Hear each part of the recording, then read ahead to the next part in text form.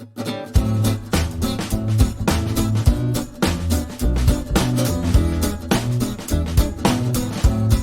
it's a great pleasure to be back with General Stuart Watson.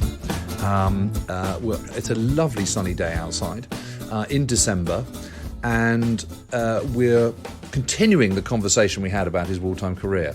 And last time, I think we got as far as Market Garden, and then you had to disappear off to a funeral, a memorial service, I think, Stuart. Yeah. But now we're going to go back to. We'll touch back to Market Garden. You were behind the Irish Guards, weren't you? Had you been attached to 8th Armoured Brigade at this point? Yes, we were with 8th Armoured Brigade. The Irish Guards group led the advance up the main road to Eindhoven, and we were sort of waiting while they got over the Escaut Canal, and it was really from there that we went on. So, what can you remember of that time? You know, September 1944. You've hurtled across Belgium and out of France and into Belgium and into Holland. I mean, it must have been a kind of slightly exhilarating time, wasn't it? Yes. Oh, yes, it was. It was amazing. Every now and then we got checked.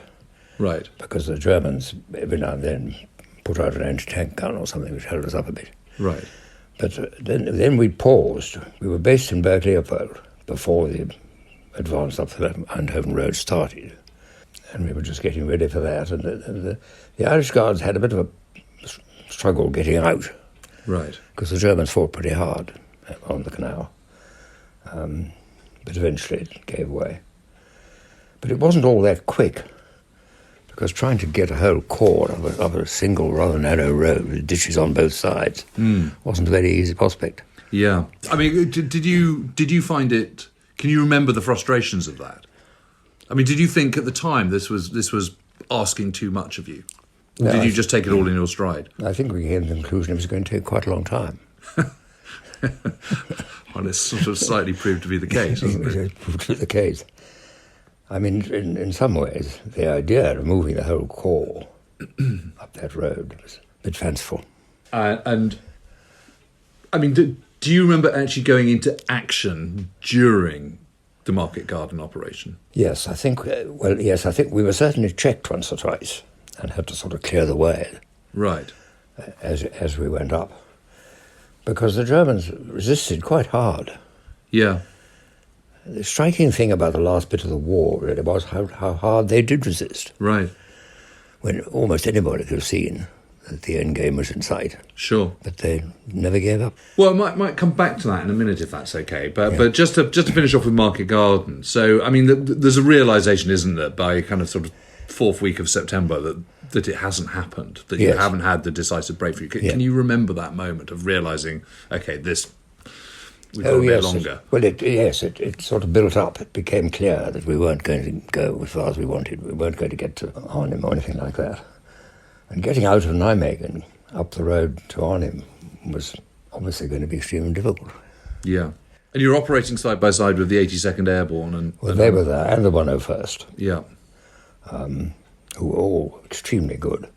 Well, I mean, when you say they're extremely good, I mean, what makes them good in your opinion? I mean, what is it? Is it training, discipline, all of the above?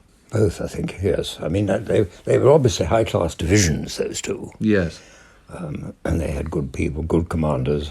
It was an efficient affair. Was that something that you could just pick up immediately? I mean, were you practiced enough by that stage to go, okay, this is a half decent unit. This is a bit. What is it that defines, in your mind, a kind of a good division as opposed to a not so good one? Well, they obviously knew what they were doing, right? And they were prepared to fight for it. And they were fully engaged, right? And they both had good commanders, right? One was Ridgway, wasn't it? Yeah. I can't remember the name of the other one. Gavin. Yeah. And Maxwell Taylor was the 101st. That's right, yes. They were all there in their foxholes. Right. From the divisional commander downwards. Right. Quite unlike a British division. You would never see a British divisional commander in a foxhole. Would you not? Probably. I mean, you might have died in the same situation, I don't know. The only time I remember actually seeing a brigade headquarters sort of dug in was in Normandy. Right. Where the brigade headquarters which we were supporting, the brigadier was actually in a trench. Amazing. But you're right. I mean, But you got Gavin and Taylor were in their foxholes, weren't they? Yes, but that was the way they did it, and they all had tin hats and things. And you could immediately see that they knew what they were doing. Right, You could feel it, really. Yeah. That they were efficient. Yeah. And by this stage, are you personally in an armoured car, in a scout car? Or Yes, are you in a scout car? most of the time, yeah. Yeah, rather than a Sherman. Yes. And then presumably after Market Garden, you're turning towards the Reichswald, aren't you? Yes. The last bit we had to do in Market Garden was with 43rd Division. Yeah. And they were 130 Brigade, tasked with getting the airborne troops out, back over the river. And we were on what they call the island at that stage. And sort of saw the evacuation of about 2,000 people who got back over the river. That was all. Yeah. But the people who did the extraction, I thought, had done pretty well against the odds. The divisional commander didn't think so. Right. And von Thomas? Yes, and had the brigade commander removed. Well, he was known as a... Yes. Oh, yes. I mean, he was known as Butcher Thomas and von Tommer after the German general, and he was known to be extremely humorless. Yes.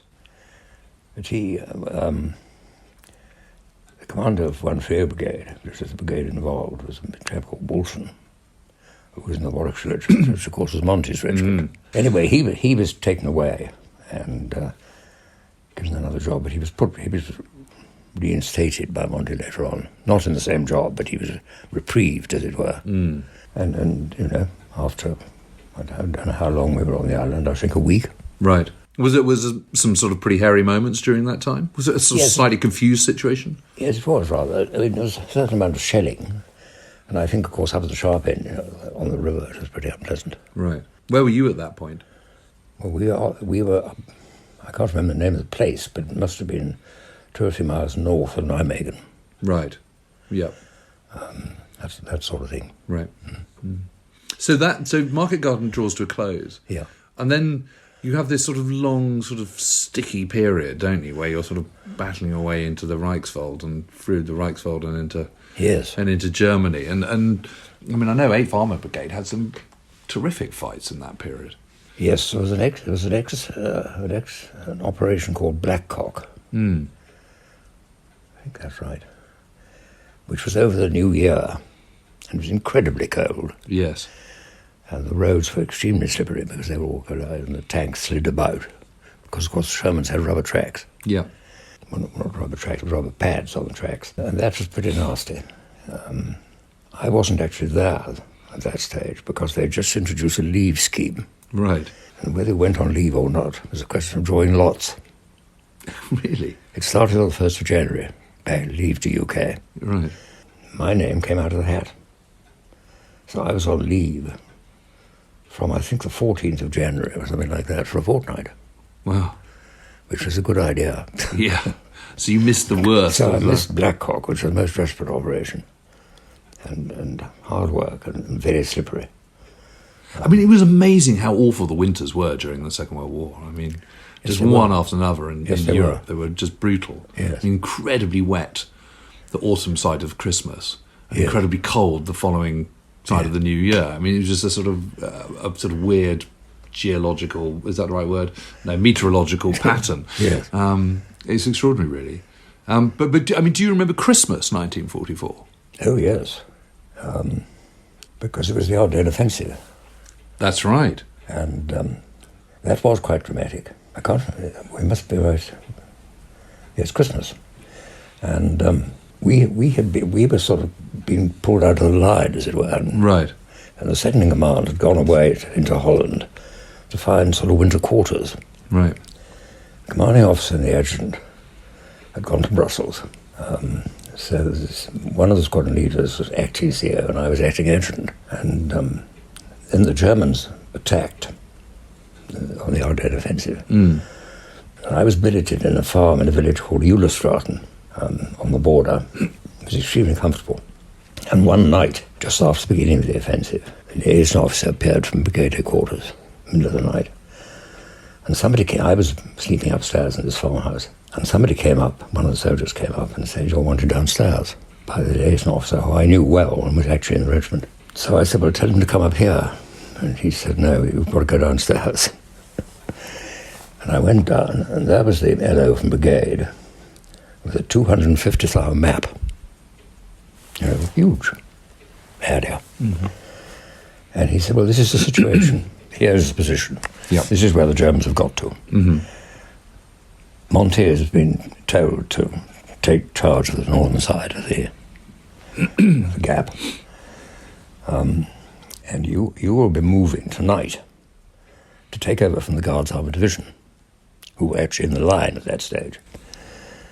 I don't know what the Guards were going to do, but they were taking them out and I think getting them ready for a counterattack or something. Anyhow, the CO and the adjutant and the second command all came back that day, and we moved the following night into really what was the line, more or less on the German-Dutch border, I suppose it was. And we were there over Christmas. So Christmas was celebrated a bit later. Right. And there was snow on the ground and cold. And it was cold. And it was quite tense. I mean, there was a feeling that the Germans were almost out of control, so to speak. Right. But however, Monty, as you know, took one of the American armies under his command, 9th, I think. Mm. And he stabilised the northern flank anyway. And of course, the other thing was the weather was terrible. Yes. And the Air Force were more or less grounded. Yep. And it wasn't until the new year, really, that the Air Force were able to operate again. Right. And then when that got going and they stabilised it, and the 101st Airborne more or less got control of Bastogne. But, I mean, you must have been dumbfounded, weren't you, when you all heard that the Germans had done this massive counterattack? Yeah. I mean, 2 armies. I mean, it's just extraordinary, isn't it? Yeah. Bonkersly mad. And we didn't, and the intelligence wasn't great. No. Well, I think you can understand why people would assume that the Germans are not going to be launching a mad, big offensive, because militarily it makes absolutely no sense whatsoever. No. And the idea that they could assemble a couple of armies was outlandish. But it was a massive last throw of the dice, wasn't it, from their point of view? Yes. It was a very considerable achievement from their point of view. It didn't come to anything, but it was mounting it was. So presumably you still had a pretty healthy regard for the opposition. Oh yes. I mean the next bit up to the Rhine crossing, of course, veritable and all that, later on in February, was a very hard battle. Yeah, no, I'm sure. But just to go back to your leave, so did you go back home? What did you do in your leave? Can you remember? I went home. When you went home, you went by train and ferry. Yeah. From the Hook, I think. We went by train to the Hook and then ferry to Dover or somewhere. Yeah. So it must have taken a good old day or so just to get back. It took some time, yes. Trains moved quite slowly anyway. But it was remarkable in a way to go on a fortnight's leave in the middle of a battle like that. I know. And can you remember much about that leave? I mean, was it your sort of... I don't think anything very dramatic happened. I mean, I went home and saw the family and that sort of thing. Yeah.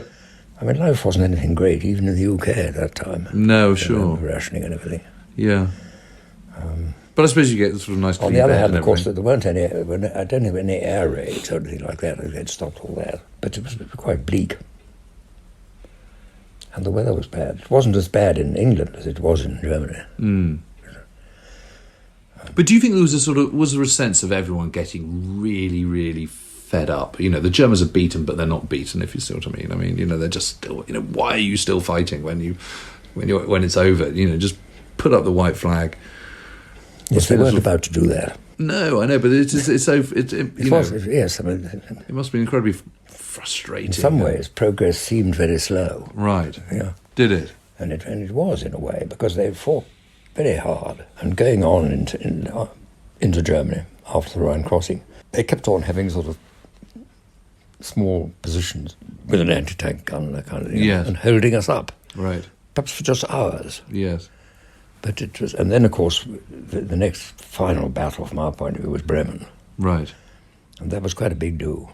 Well, can we just can we just rewind a little bit? You were saying that sort of February, March up to the Rhine crossing was pretty sticky and well, pretty tough. Was it? I mean, can you remember taking individual towns and villages? Or was it just sort of? It was not one big action, was there? It was just lots of sort of little sort of. Well, February was veritable, wasn't it? Yes, of course. Yes, it was, wasn't it? That was something like 8 divisions. Yeah, no, that was a big operation. You're absolutely right. But I mean, can you remember taking part in that? Oh yes, that was pretty hairy. Was it? Yes, it was. I think the Canadian Corps were running it. Headquarters was running it, if I remember. I think the general was called Simmons. Yeah. Young chap, he's only about 43 or 4 at the time. Yes. And fighting through places like Goch and Geilenkirchen. Yeah. And the Germans just fought very hard. And there were quite a lot of casualties. And terrible destruction. Yeah, of course. All those towns were more or less wiped away. And can you remember sort of coming into contact with German civilians? And I mean, what was the reaction when you actually... Because obviously when you go into a Belgian town or a Dutch town, everyone's sort of coming out and cheering you and giving you flowers and things. But in Germany, presumably a different mood. Yes, I suppose it was. I was trying to get the timetable right. We were still at that stage. We were still west of the Rhine. Yeah. In the Rhineland. The Germans didn't... As far as I remember, there wasn't much in the way of sort of sabotage or anything. They were just not relaxed, but just neutral, as it were, to civilians. Right. They had a terrible time. They'd all been bombed. And then one of the things that happened was the band came out, our regimental band. Right. Some of the bands was taken around during the sort of gap for the Rhine crossing. And the band got bombed, to everybody's amusement. Okay. Why? Because you sort of think they're all a bit... No, they hadn't come for that. Right. But they got... We were attacked from the air, rather unusually. We were attacked from the air near Goch, and the band were playing out in the open, and they moved away pretty smartly. I bet they did. But when you say it was sort of, it was pretty hairy at times, I mean, what do you... I mean... Shelling, mortaring, that kind of thing? Yes. And lots of it? Yes, fierce fighting. Yeah. Yeah. And what are you doing at that stage? Are you in your scout car, or are you back in a Sherman for this?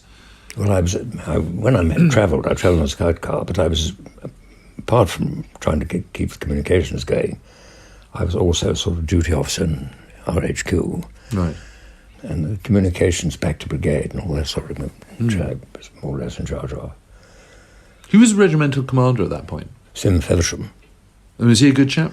He was remarkable. He was extremely brave. He was a good tactician.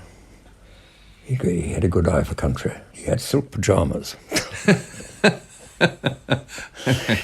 And he was regarded in some ways as a sort of joke.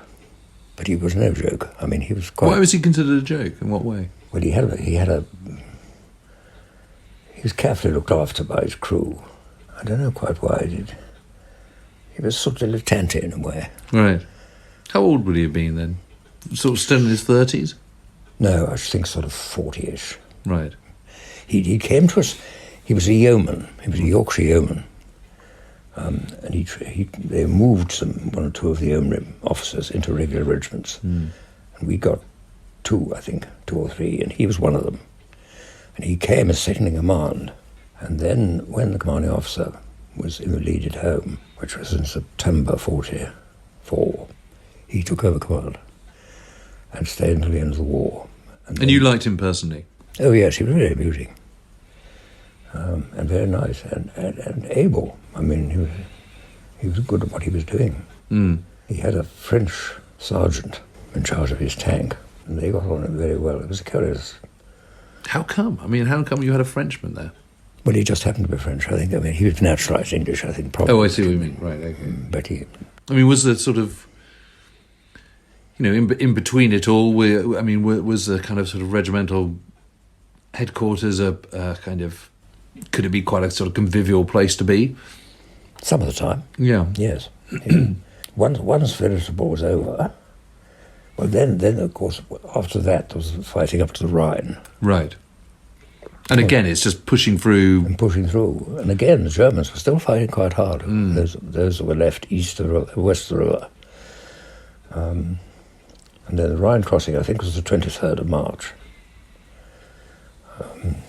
And we went over. They built a bridge quite quickly, a berry bridge. And I think we must have crossed about 2 or 3 days, right, into the battle. And you just went over on that. Was it a sort of a pontoon bridge, or was it I can't remember. Yes, it was, wasn't it? The river was pretty wide at that point. Was there a sense of sort of, now we're over the Rhine, this is the final furlong, or was it just, I expect we're going to get more of the same? No, I think people thought it was a real landmark, and probably it wouldn't be too bad. It wasn't anything like as bad after that. I mean, they resisted. Right. Considering they must have known it was all over. Yeah. It was amazing how much they resisted right up to the very end. Right.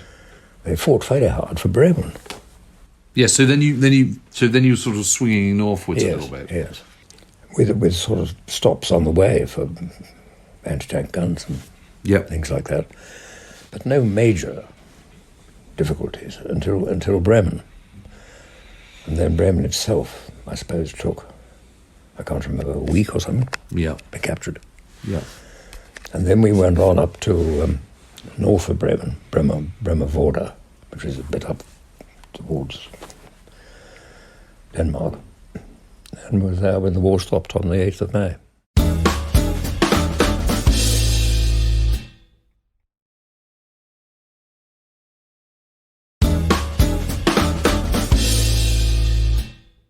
You'd heard that Hitler had killed himself, and you remember that? Yes, I think we heard that. I can't remember when it was. It must have been just before that. What was the date of that? 30th of April. Yes. Yeah. So what were the overriding emotions? I mean, one of sort of relief, yes, of I think so. Just sort of, I've made it. Yeah. It's all over. We didn't stay there very long. We were then distributed around what became the British zone. And we went to Hanover and stayed there for most of the summer.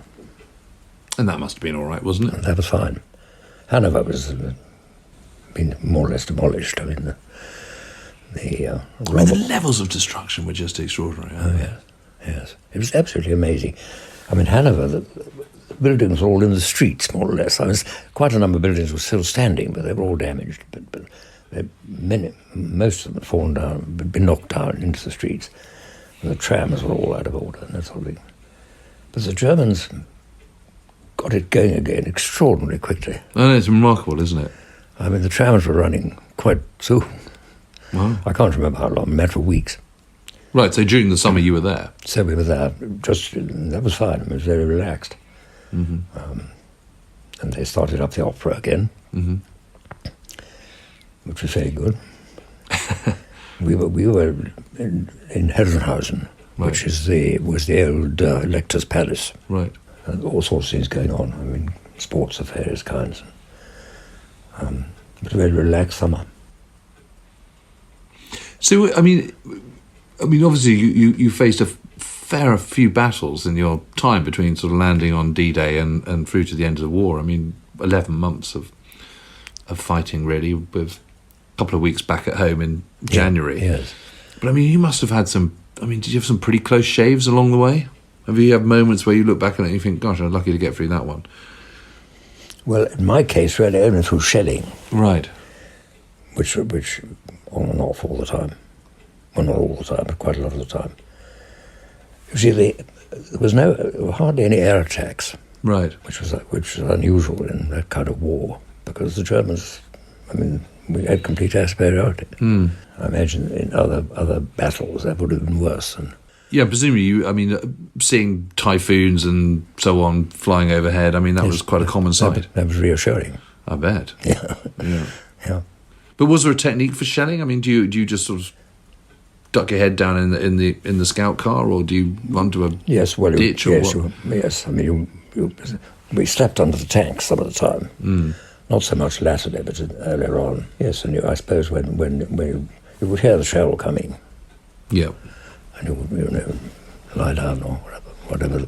Hope for the best. Procedure was, or jump into a trench or something. But do you think you do get sort of hardened to it? In a way you do, but I always thought that in the war, from the point of view of being frightened, you got more frightened rather than less. Right. Because you began to realise what it was all about. I mean, most of us have been in action before. Right. And the beginning of the thing on D-Day, it was interesting. Right. It stopped being particularly interesting.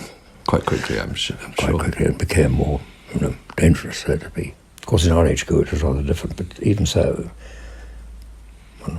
there was some shelling most of the time when you were in action. I presume the noise must have just been immense, wasn't it? Oh, yes. All the time, that sort of Yeah. constant sound and noise of battle. Yes. So-called moaning minutes, Nebelwerfers, I mean, the most ghastly noise. Yeah. And of course, when the Germans did attack, they had the aeroplanes, the diving aeroplanes made a hell of a noise too. Mm. And did you learn to sort of differentiate different types of German troops? I mean, did you kind of think differently about Waffen-SS compared to Volkssturm and that sort of thing, or were they just collectively the enemy? Well, they were collectively the enemy, but one knew that some of them were a bit more hardened, more efficient than the others. A bit more fanatical, I suppose. Yes. And what about sort of people with jumping out of hedges with Panzerfausts and things like that? I mean, was that an issue, or you remember? Well, in the Bocage, of course, I mean, you had to shoot your way through every field. Yes. Back in Normandy, yeah. Yeah. That was less bad later on, because it wasn't such a close country. I mean, Holland and Belgium were relatively open and flat. So that didn't arise. And how do you cope with sort of fatigue? Because it must be incredibly exhausting, all this. I mean, operating that kind of, sort of heightened state all the time. I mean, is that where being a young man just helps, or were there times where, I mean, you're not in the line all the time, are you? Oh, no. No. You are sort of rotated, but yes. Are you able to get enough rest, do you think? Or is it, all right, by come 8th of May 1945, I mean, are you just absolutely exhausted? No, I think by then,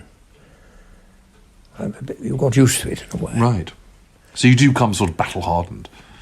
Yes, I think so, yeah. You might get a different story than the tank crews, but I think they did, because in the winter, when these fierce battles, the days were pretty short. Yes.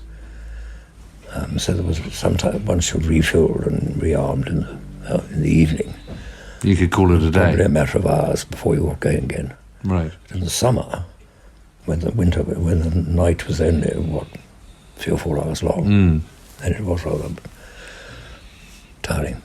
Yeah, I can imagine. And what did you think about all your kit, and from uniforms all the way down to small arms to the bigger stuff like tanks and scout cars? I mean, did you think you were well serviced? Yes, I think we probably did. The tanks were everybody knew that in some ways the Shermans were inferior to Mark IVs. But they had certain advantages. But they had advantages. I mean, they were very fast, they were very quick, very reliable. And when we got a 17-pounder into the thing, it became a pretty effective weapon. Quick rate of fire as well? The 75 was a brilliant HE weapon, but not the world's greatest anti-tank gun. Yeah. But then you had lots of anti-tank guns to support you, didn't you? And we had massive artillery, of course. Yeah. And that must have been reassuring as well, wasn't it? To know that you've got this immense firepower behind you. I mean, incredible firepower, really. 1,000 guns. Well, yeah. I mean, and every infantry division was supported by something like 110 anti-tank guns. Yes. That's a heck of a lot, isn't it, for a division, single division? Yeah, yes. And the fire support was extraordinary. The field artillery, too, was first class. Very numerous. And good. And very good, yes. And our links with the gunners as an armoured regiment were very close. Yes. So that's really interesting. They were almost sort of part of the deal. Yeah. And we used the gunner communications some of the time. Right. So there really is a sort of sense of all-arms cooperation. Yes. Particularly, yes. And, of course, we were with the 43rd Division a great deal of the time. We got to know them extremely well. Yeah. And 50 Div, which eventually was disbanded. Yeah. And I think a lot of 50 Div went into 43rd Wessex Division, didn't they? Yes. Well, that was the one we were mainly with. That was on Thomas. They had quite a pasting. Yeah, I mean, casualties in the infantry units is just absolutely extraordinary. I mean, yes. Yeah. Terrible, really. I mean, we were with them for our main battle on the West Montpensant, with the 43rd Division, and they had quite a time of that. I mean, it's interesting that you know, what I find just sort of fascinating is, you know, when you sort of look at British Second Army, I think 43% of that army was service troops. And I think... Yes, I think that's right. And I think something like 7% are in armour. Yes. And 14% are infantry. And had a lot of gunners too. Yeah, I think that was like 22% in the artillery, 18% engineers. I may be a point off, but I mean, it's that sort of figure. And actually, I mean, what that tells you is that's actually quite an efficient way from 1940s standards of fighting a war. I mean, you want to keep those at the coalface of war to an absolute minimum. Yes.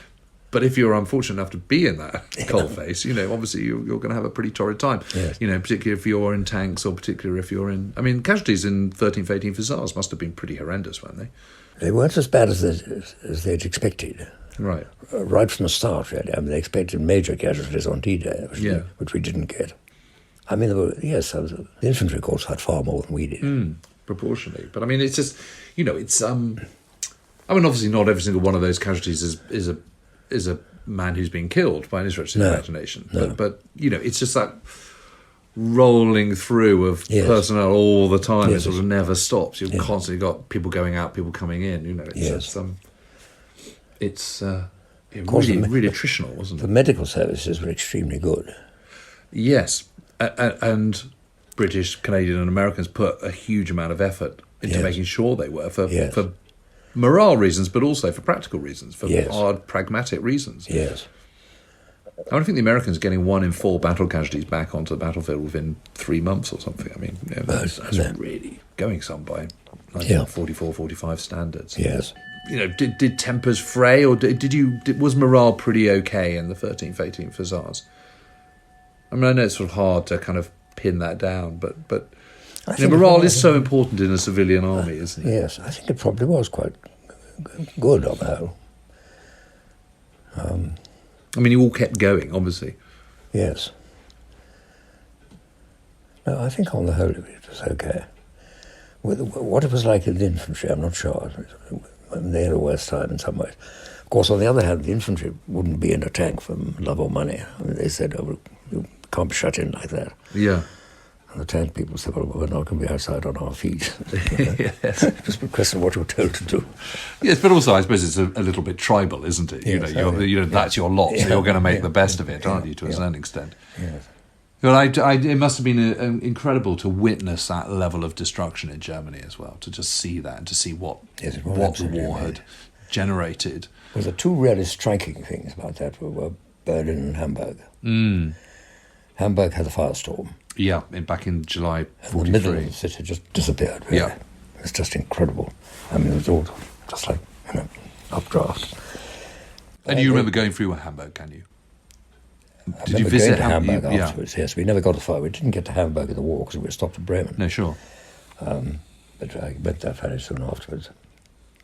Berlin, almost every building was damaged. Right. In some way. I mean, some had just disappeared.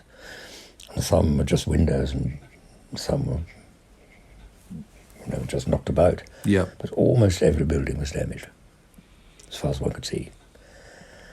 It was amazing, really. Even on the edge, even out in sort of Spandau and places like that, there was a hell of a lot of damage. Yeah. But it had been bombed to destruction. I mean, it is interesting, isn't it? Because, why most countries give up in a war is because they've run out of money and they're not going to win. You know, I mean, that's why Germany goes for an armistice in November 1918. Yeah. You know, by that reckoning, I mean, November 1941 maybe, you know, the Germans have kind of, you know, I mean, they're just not going to win from that point because, you know, how long the war's going to go on for and what pattern it's going to take is up for grabs. But the outcome really, you know, because Germany's USP is, you know, it's kind of sort of modus operandi is to kind of win its wars very, very quickly because it doesn't have those resources. So the moment you drag Germany into a long attritional war, you know, very high chance it's going to lose. Yeah. And yet they just keep going. I mean, it's just extraordinary, isn't it? And you know, I mean, you know, German defenders of the, you know, they say, well, you know, you accuse us of a Holocaust, but you created a Holocaust by bombing all the cities. And of course, the difference is that the moment they stop the war, we'll stop the bombing. Whereas, the Holocaust, it just got worse if Germany had won. Yes. And Germans have several disadvantages. I mean, air inferiority, shortage of fuel. Yeah, massive shortage of fuel. Shortage of transport. Yep. Massive horses. Yeah. So what are they doing fighting a war against this sort of, ultra-mechanized, industrialized Western nations? And the Soviet Union, I mean, it's crazy. Crazy. But isn't it incredible how quickly it's all sprung back up to life again? I mean, I don't know when you were last in Berlin, but I mean, it's the most extraordinary place to visit now. I went there almost every year after the war for one reason or another for quite a long time. And the last time I was there, I suppose, I can't remember. 25 years, at least, probably more than that. Time passes very quickly. Yeah. I mean, it's 42 years since I left the army. Is it really? Yeah. But you had a long and very distinguished career in the army after the war, and rose to become a general. And I mean, when you think back on the Second World War now, I mean, how do you have any sort of thoughts about it? 75, 80 years on, I mean, it's. Do you think it is important that we still study it, we still remember it? I mean, in the. Yes, I think it is. I don't think anything like that will probably happen again, and one doesn't know. But it'd be a mistake to forget about it. Yeah. Well, thank you. It's been wonderful to make you kind of dig deep into the past and talk about all that. I mean, what an amazing career you've had, though, and extraordinary to have gone through all that time from D-Day all the way through to the very end of the war and beyond. So thank you.